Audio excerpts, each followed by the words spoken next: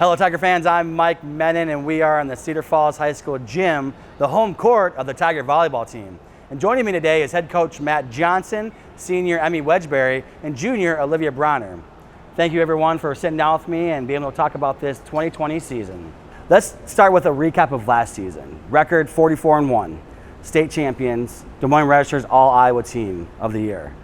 What does that say about this program and the direction it's going?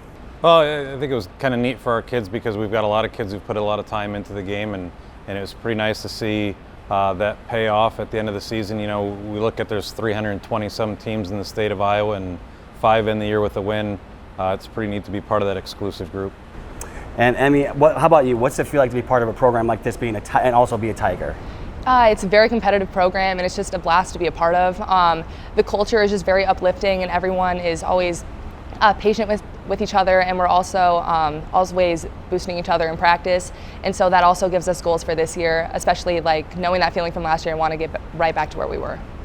And Olivia, right over to you too. Yeah, it's a great feeling. Our fans are very good. They're really supportive and stuff, so it's just a great feeling to be able to be back and stuff like that. And you make a great point because the fans do travel with this volleyball Tiger team, and I mean, you saw it in Cedar Rapids and you see it wherever else you go.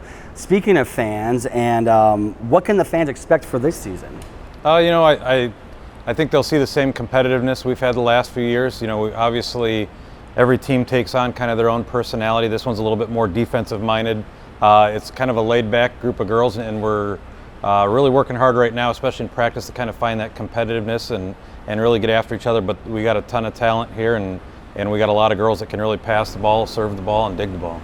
Can you just speak of how lucky, with what's going on now, how lucky to even be able to have a season this year? Yeah, you know, and I think our girls understand that we're kind of privileged, and if we take care of ourselves and do things right and try and stay healthy and make the right choices, that just increases the chance of being able to play out a full season here. And going over down the line here, I mean, just be able to play volleyball this season. What's that mean to you? Right, that's one of the part about going back to school that I'm really most excited about is volleyball season, and just to be back with the girls, it's just really exciting, and especially now that we all have a common goal and that we can actually be back in the gym and we all have that same fire to try to get right back to where we were. Excellent. And Olivia, right to you. Yeah, it's been great because we took a while off there for the club and not being able to finish club, so being back for high school is really fun and great. Absolutely, absolutely. And speaking of fans, with probably the limitations this year that there will be in home games and away games, does that change your game plan at all and how the team plays? Not really. You know, obviously we enjoy playing in front of a home crowd, and we've done a great job. I've been here seeing kind of that crowd increase, and so they understand the importance of having some energy. But at the same time, we focus on, okay, what can we do to create energy? What can we do to communicate on the court, do those things? Hopefully we're in a situation where we can have some people in here cheering, but you know, we also understand that we're pretty blessed to have you guys available for us, and people can kind of stream and watch some of that stuff online and get that opportunity as well. We really enjoy actually covering you guys too. It's a great team, and it's fun to watch too. So let's move over to goals now. Goals for this season for you, Coach?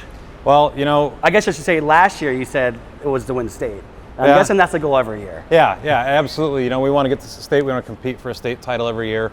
And that's, you know, we look out there, that's November. It's kind of hard to look at November and say, here's where we want to be. The important thing that we try and get these guys to focus on, and they do a really good job of, is what can we do today on Wednesday or today on a Friday to get a little bit better, whether we're in the gym for half an hour or 2 hours. Because we understand that we're not going to make the jump to a state contending team just by stepping on the floor. And so instead of thinking about making that big jump, if we can just get a little bit better every single time we're in the gym, every single drill that we go through, then hopefully that'll take care of itself, and when we get to November, we're ready to go. Excellent. Emmy, you're a senior this year, leadership role probably. What's your goals as a senior and a Tiger? Well, kind of like Coach said, just getting right back to where we were. We're a different team than last year, obviously, offensively and defensively and height-wise. So we have the same goals as last year, but I guess achieving them might just be a little bit different. But just having the same fire and competitiveness that we always do, it's going to be a blast, trying to figure out how to get everything to work, I guess, this year, having a very defensively sound team. So I'm really excited to see and kind of how the leadership role will kind of fit into that, and just kind of see what we can do with these girls. I'm really excited. Good, good. Olivia, you're part of the defensive side, I'm guessing, right? And so talk about your goals for this season. So just to win 1 point at a time and win 1 game at a time, and then hopefully get back to state and win state and make a run at state. So, yeah. Since this is your 7th year coaching, and you've developed a great program, and I'm guessing the coaching staff that you have along with you, I mean, is a big contributing factor for that. Talk about that, your your coaching staff with you. We're pretty blessed to have some continuity in the staff. You know, Adam Tim has been with me all 6 years here. He also helps run a lot of our out of season stuff. You know, we didn't get quite a full summer in this year. We didn't get started till July.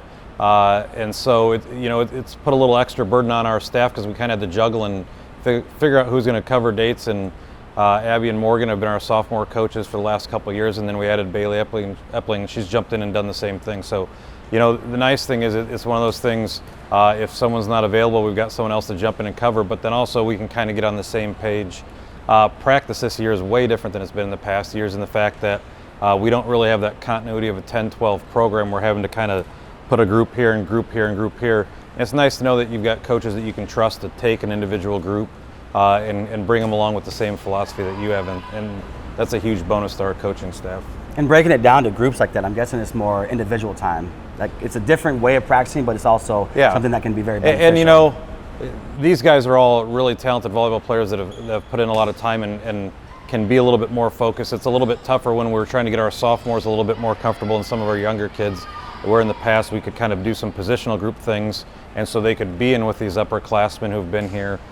We don't quite have that luxury anymore of these guys pulling them along a little bit, and so that's where it's nice to have the coaches that have those high expectations for kids and know how to get them to where they need to be. Gotcha.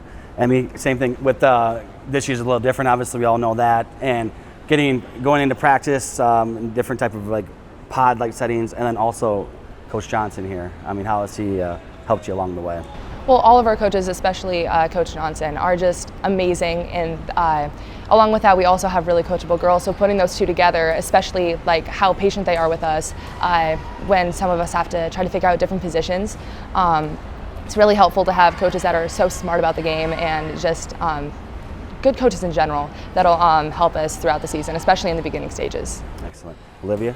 Yeah, all of our coaches are amazing. They all know what they're talking about, and so we all know to listen to them, and we're all very coachable, so that helps too. Yeah. That's something that it helps a lot. Yeah. So. I actually picked the only 2 girls that would say our coaches are amazing. The rest of those a little guys different all than said last year. The rest of those guys all said other things, so I was like, I'll take these 2. This is your time too to be on. The cameras are on. Yeah.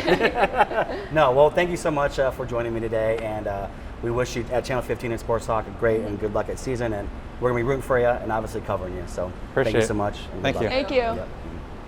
That's all we have for you in this Sports Talk. I want to give a special shout out to Jeremy Ott and Denny Bowman for helping out in the last couple of days of these productions. And make sure to tune into Channel 15, your source for Tiger Athletics. I'm Mike Menon. Thanks for watching.